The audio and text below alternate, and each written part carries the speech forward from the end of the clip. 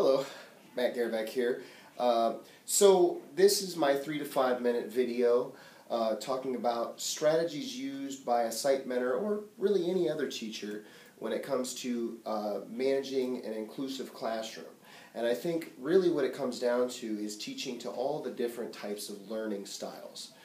Whether the students are SEL students, EL students, or really any other kind of students, I think the most important thing is that we teach to the visual learners, we teach the auditory learners, and we teach the tactile learners.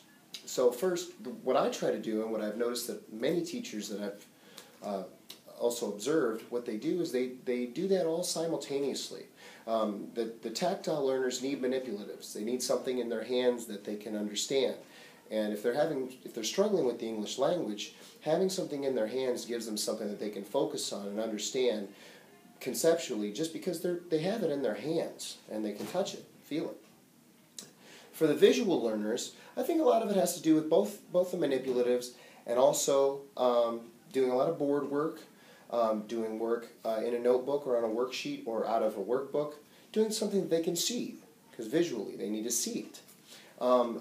From the standpoint of auditory learners, which I think is probably the most challenging for EL and SEL students, because we're dealing with the ability to hear and understand either a new language or a language that is not native to them.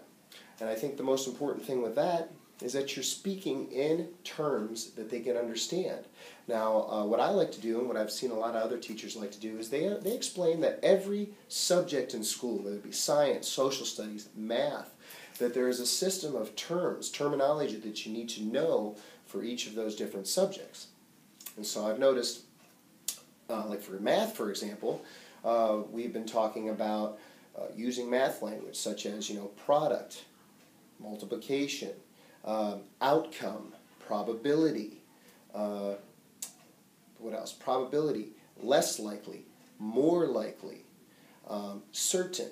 Those are the types of words that little boys and girls need to know in order to succeed in math. So they need to be able to see that this word means this word means this. And so that's more for the auditory learners. But yeah, I think in general, the most important thing for teachers to be able to do is to teach to the different styles of learners: auditory, visual learners, tactile learners.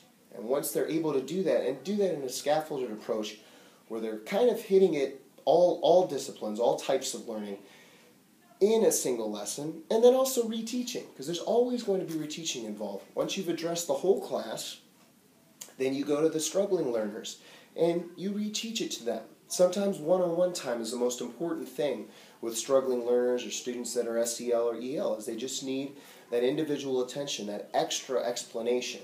That maybe the quick kids, the kids that are getting it right away, that are not having struggles with it, they can go off and do their own supplemental work or additional work, but then you reteach the children that are struggling. So I think that explains it, and thank you very much. And this is my video right here for you. Thanks, Barbara.